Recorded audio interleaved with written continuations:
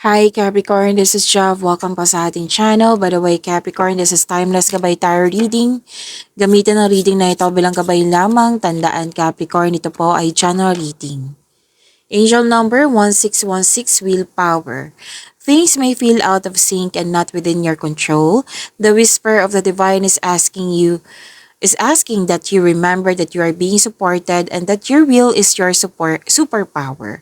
Determination is key right now. To attract more blessings, let us say the power affirmation. Let us say, I call on my strength and willpower to take the lead. I accept and listen to the support of the divine within me. So sinabi dito sa inyong angel number 1616 na kailangan ng willingness dito. Move forward and increase your confidence. Have strength. Okay? Determination is the key. Kailangan din ng pure intention, clear intention sa bawat aksyon. Okay? This is a powerful message na i-maintain nyo yung positive mindset to attract favorable life changes para ito yung ma-manifest mo. Okay? At yes, this is about mindset and positivity. Magkakaroon din ng life changes. Oo. Okay. So, may leadership din ang sinasabi dito. Like, you have to move forward. Kailangan magkaroon ng willingness and increase your confidence. Kasi mukhang maraming umaasa sa iyo. Focus sa mga ginagawa. Okay, so angel number 1616. Capricorn.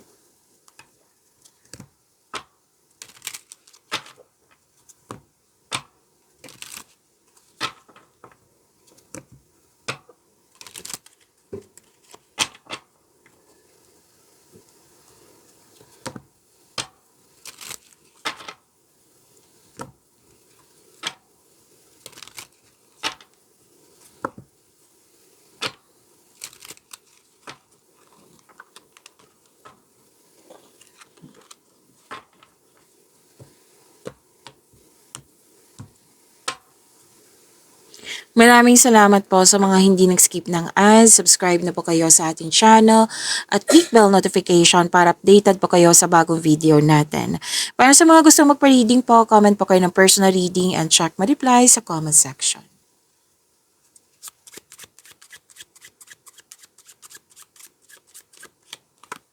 Mga parating para kay Capricorn.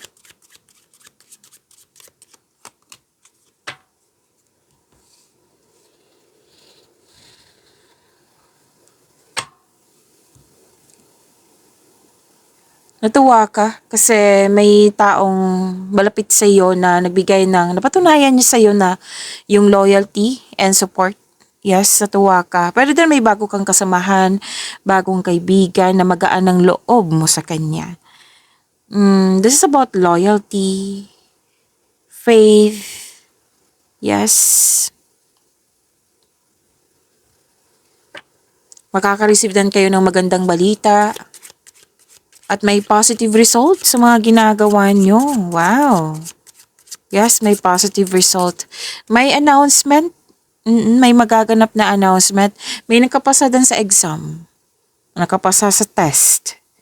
So, this is loyalty, generosity. Pwede din, pinoprotektahan mo yung connection mo sa isang tao. May pinoprotektahan ka. Yan. So, ito din yung sinabi ng inyong angel number 1616. Oo, lumabas po siya dito na magkaroon ng strong values and good intention sa bawat ginagawa mo para maging successful po ito.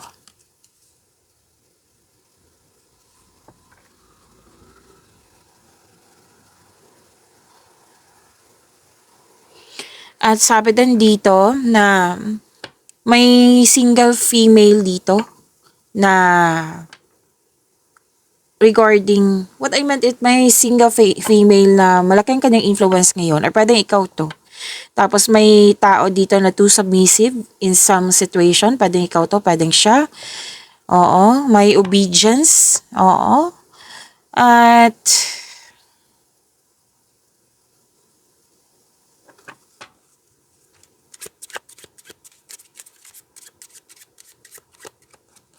may biglaang lakad, travel, new journey, Bakasyon ba ito? May self-discovery or progress? May pagbabago at in-embrace mo tong pagbabago na ito?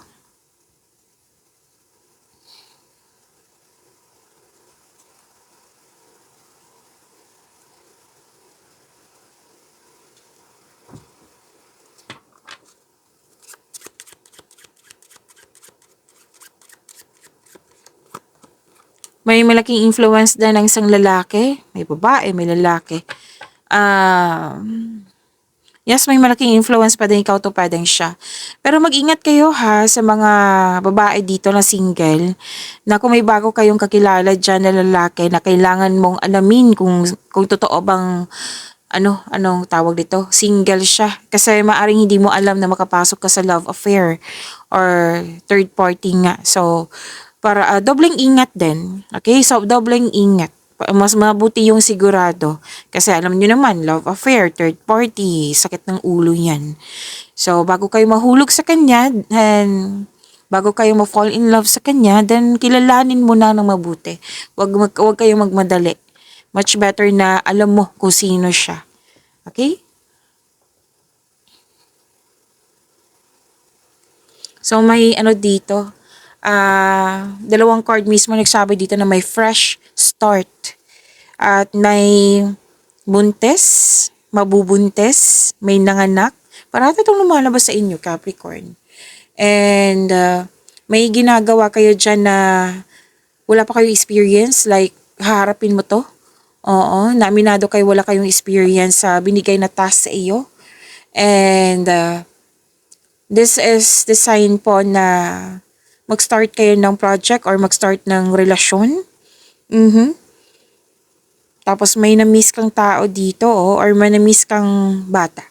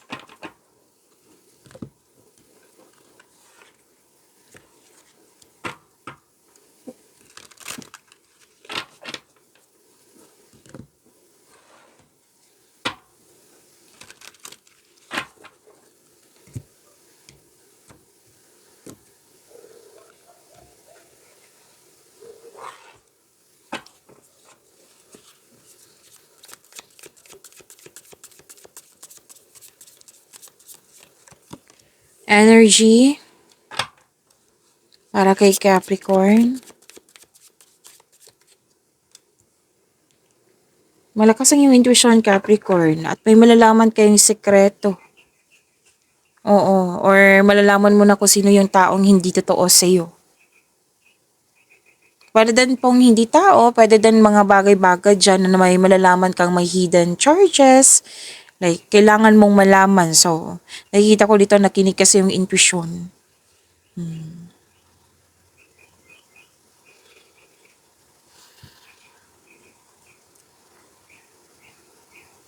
Mag-ingat din kayo ha sa taong... Kasi may dito warn na mga kaaway na nagtagtagong anyo. Be careful of saying things that are not there. Okay? So, pero kung malapit to sa'yo, magkakaroon siya ng pag-uusap, magkakaroon siya ng honest conversation. Oo, nang dahil sa sikretong nabulgar. So, be wiser at maging maingat po.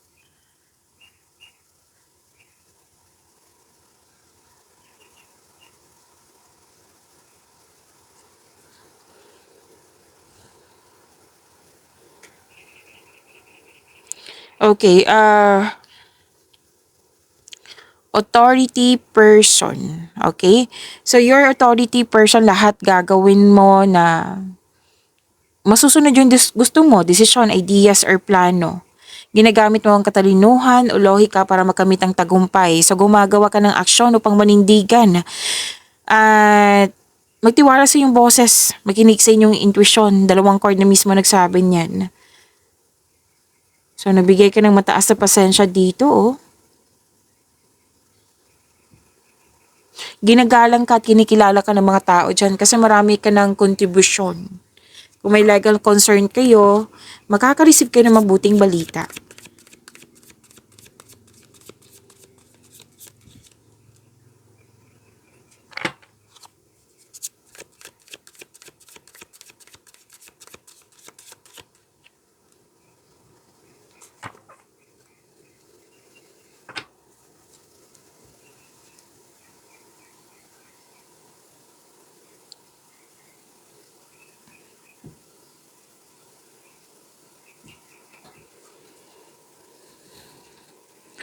May masungit kang kasamahan dyan or customer ba ito or naging sensitive? Kaya kailangan talaga ng mahabang pasensya which is sinabi dan dito sa energy cards mo. Mahabang pasensya at pag-intindi. Ginawa mo to? Oo. Sa kaperahan, pay attention kayo sa inyong income at sa paggasta. So, meaning to say, kailangan ng balanse, kailangan control, monitor, and save. Okay, habaan niyo po yung pasensya niyo ha, sabi ng yung card. Tapos, kung may problema kayo sa inyong career and money, may ibibigay ito, ang universe, na ibibigay ito sa isang tao or sa isang kaibigan na maaaring makatulong sa struggle mo ngayon. Kaya have patience as the universe goes to work to bring your desires into reality. So may magbibigay ng tulong sa iyo. May combination of forces akong nakikita dito.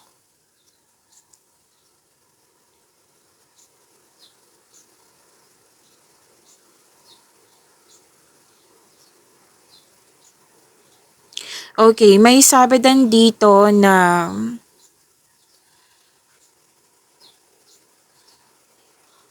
some of you are earning money as a teacher, professor, basta nagtuturo po.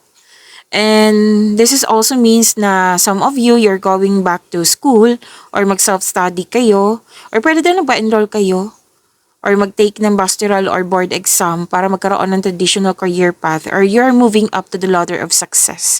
Gumagawa ka ng paraan dito para magkaroon ng level up. So, nagsimula ka sa self-study or nagpa-enroll kayo. Basta po may mangyayaring tradisyon ng Pinoy na masusunod.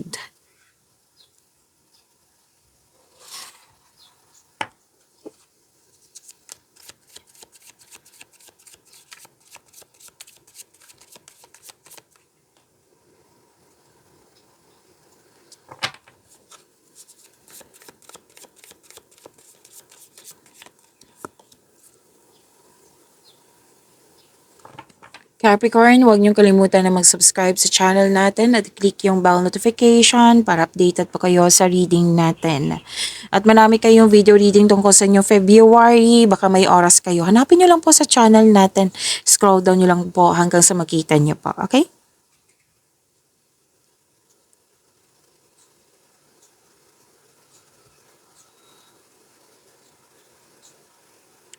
Okay, may dito.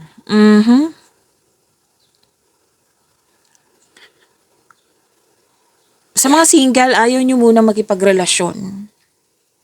O ayaw mo magtanggap ng date. Gusto mo muna mag-focus sa iyong sarili. Para sa mga relasyon sa buhay mag-asawa, nakaramdam ka ng pagod or stress dahil sa hindi nagkaroon ng pagkakaunawaan. So, nag-decide kayo na mag-put ng space para makapag-isip ng mabuti. Para sa pagbalik nyo, mag-uusap na kayo.